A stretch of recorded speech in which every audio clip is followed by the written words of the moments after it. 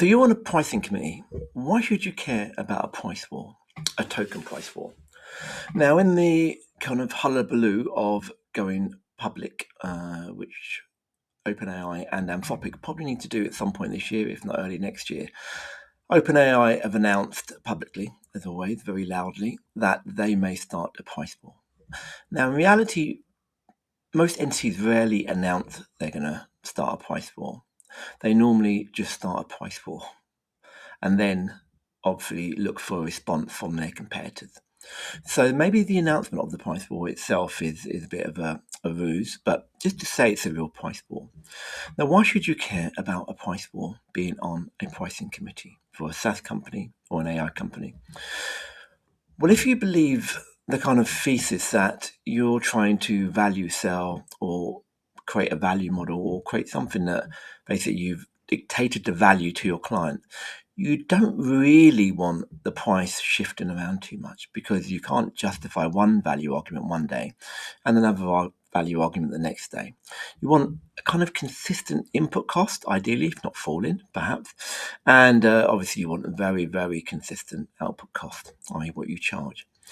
And so the problem is with such loud announcements of price wars is that even if you've proven the value, and the value is, I don't know, say $100 a month, or whatever it is, 200, 300, doesn't matter what it is, that anchors in the customer's mind that you've got a certain cost base. You may not think it does because everybody will tell you that actually they only care about the value. Yes, in theory, but when they realise that your costs are going down, they're going to want their costs to go down because they want the value differential to stay roughly the same. You bought something in, you enhanced it, and obviously you sold on the value for more, which they're willing to pay for. And so such a loud announcement for a price war is always problematic for all firms. The second part of that, in the sense that you essentially creating yield between one asset and the other. Raw intelligence on the way in, obviously output intelligence on the way out in terms of an actual product that people want to buy. So if you're constantly having to adjust that yield, you're going to have a problem. It's just too much for your clients to handle. Now, we've been in a world where token prices have just been up and down, so much so that no one really knows what the hell's going on. That can't persist. You have all the Wall Street Journals and the Bloombergs and CFOs complaining on HBR that actually this is becoming unmanageable.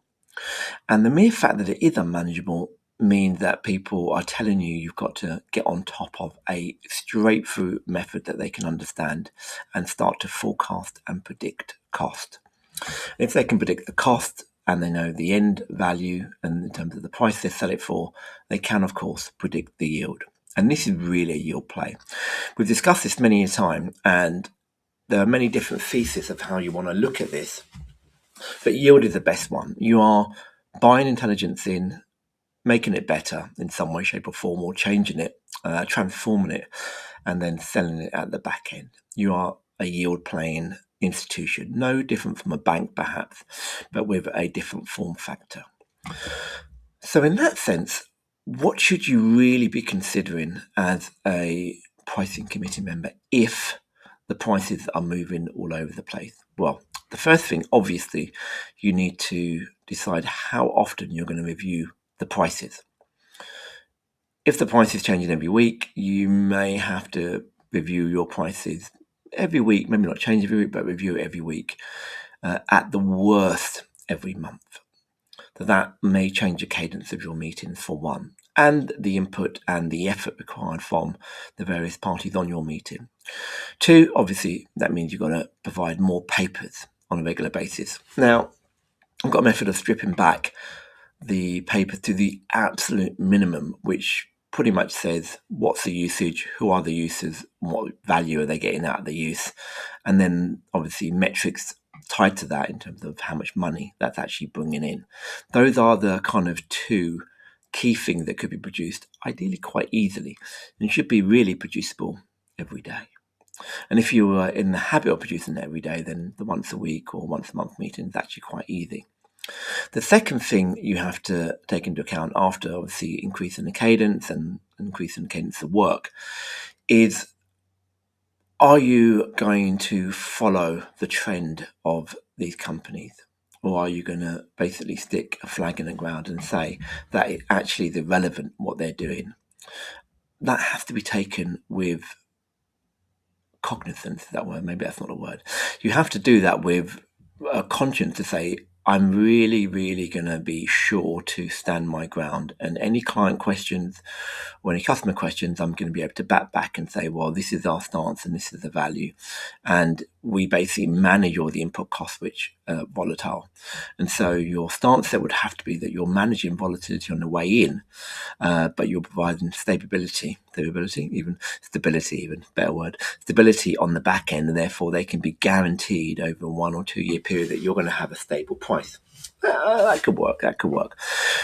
To the extent that obviously Sam Altman's not constantly talking and the prices are constantly talking about how much the prices have gone down by 20, 30, 50, 100%, not 100%, but 90%. The last thing you maybe need to think about is, are you trying to sell value in a way which is kind of a bit opaque? Now, there's a lot of conversation, a lot of discussion, and a lot of argument about how to value sell. I tend not to get involved in that because I think the whole concept of value is a little bit nebulous, kind of hard to explain, and yeah, it just gets you down a rabbit hole. What I think is much easier is if we look at the successful companies, they haven't necessarily been outcome based, but they've been event based. We will guarantee this many eyeballs. We will not guarantee, but we will tell you how many clicks that you had. We will tell you how many views you had. We will tell you how many downloads you had. So very event based. You wanted an event and you got the event. Closer to outcome based, but not specifically outcome based as most people want. But what that then does is allow you to constantly change the value of that event in a kind of market dynamic way. And if you think about the most successful company, Google, they didn't tell you the price would be consistent. They didn't ever tell you about the input prices, even though you know they would come down. They told you that this would be the event and we would be able to tell you roughly how much the event's going to cost you before you actually want to go and see it. And that transparency is sometimes as good as outcome-based because people just want control. One of the clamours for outcome-based pricing is, I really want outcome-based because I don't want to get screwed over by you just doing whatever you're doing, black magic in the background, and me not getting a result. But another way of thinking about it is, if you can kill that anxiety in another way, i.e., we guarantee this event will take place. If this event takes place, we will charge you. If it doesn't, we won't charge you. You're much more into the realms of, you reduce their anxiety, you've got a metric that you can kind of both gauge and both come to an agreement that either works or doesn't work. And you've come to something where they have the mindset that they're paying, not the pay as you go, but pay as you need basis. I need that event and therefore I'm willing to pay market for it. And that market price may be due to exogenous factors or real market competition, or it may just be, this is the market price today. Do you want it? And in many ways, it's not dissimilar to, I use Leonardo, which I think is owned by Canva now. And I'm sure every week I go in there and there's a different price for the various assets. So they're kind of like a model, orchestration probably too fancy a word, but they're a model presentation layer. You'll see the Soras, the GPTs, their own models, which I think is called Phoenix 1 and 0.9. And you'll see the whole models in there, the Chinese models, etc., both video and image. And they present it to you, and then you put a query in, a prompt, and then it will tell you how you want it, well, basically ask you how you want it done. Once you predict how you want it done, whether you want acrylic or illustration, it will tell you a price. Now, I'm sure that price changes regularly, because I'm sure last time I looked last month, I could do the same things either for more expensive, some of them, some were cheaper. And so they're constantly inputting the prices. Like currently GP2 is actually quite cheap for imaging and really, really high fidelity. I don't know why, maybe price cut, but it's been like that for 2 months. So that's my main go-to model. And so you could assume if you're doing event-based, as my Canva stroke Leonardo is, I want an event, I want an image, please give me the image, how much does it cost, this is the prompt.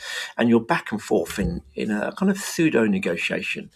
And therefore, by the end of it, you've negotiated a price and you've got an event. Sometimes that event doesn't work out. I probably get a hit rate of 1 out of 10. Or that's a lie. It's like digital photos. You take 10 and you expect to select one and put it on Instagram or whatever, or your family album. So in that sense, that event I'm more than willing to pay for, no discussion. Now if we turn that around, if that was constantly varying, but it wasn't per event, as in, I don't know, I got 10 pictures every single time knowing that that was the efficacy, would I be as happy if the cost were moving around? Not really, to me, as in the cost to me, the price, not really. So I could come up with the same result, i.e., I don't know, it could be 60 tokens from 10 runs, as the 60 tokens from 10 runs where I didn't get a chance to individually monitor each event. And I would feel better about the event. Does that make sense? Because from a rational economic point of view, they are both exactly the same. 10 outputs with a 10% efficacy for 60 credits is the same as me going through 10 iterations. But it feels different. And in many ways, the price war for a pricing committee has to be managed as well as your movement of your own prices, because it is an impact, a loud, noisy impact into your pricing. And a similar example would be if you look at what airlines are doing now, where they're doing surcharges. Yeah, people are pissed and people are annoyed, but they kind of understand. They less understand jiggery pokery with the seat, kind of black magic, or the roulette seat, or the cost of stuff on board, or what else are they doing now, or the baggage constantly getting smaller. I mean, it's almost like a thumbnail size now. That is less welcome and accepted than, yeah, there's a surcharge, there's a war in the Middle East. And that is kind of what you want to do with your pricing, irrespective of what's going on exogenously. You kind of want to say, well, yes, the price of oil is whatever, but this is the price plus whatever the surcharge is. And people normally pay that with gritted teeth, annoyed as hell, but they would understand why you're doing it. If you're going to do it in a very opaque way, they won't understand. So the number one takeaway for a pricing committee in the realm of wildly varying prices from a price war would be, don't move too slowly. Take everything into account, but also make sure that you've communicated to your clients that this is the line that you're going to hold for this reason. If you're going to do surcharges, do surcharges. If you're going to do reductions based on input, do that. I wouldn't recommend either of those. I'd more recommend having a model where you move to an event. This is what the event costs, and once in a while you'll have to vary the price of the events, but because they're individual transactions, you'll get a lot less friction. So that's the pricing committee pod for today. And sometimes pricing seems, I should say, harder than it actually is. The most important thing about pricing is communication. Then its calculation may become second, and consideration of what are the impacts of what you're doing, both internally and externally. And I think sometimes the pricing moves, if we've seen by some of these AI companies, hasn't really taken anybody's consideration into account. And so I was going to run through a number of articles, but they all say the same thing. Pricing Anthropic versus AI, OpenAI going to have a fight. Price wars here, Wall Street Journal. What else have I got? Claude Fable cost, which now closed down.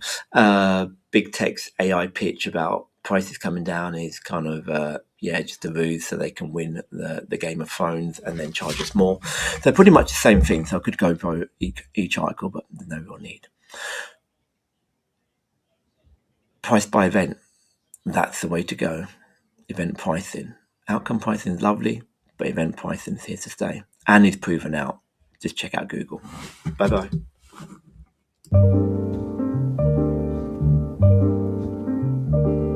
The price in committee, velvet rope cartel, turning every checkout into Dante's seventh hell. Can we simplify? Gets treated like a crime, cause complexity looks smart when you present it in a slide.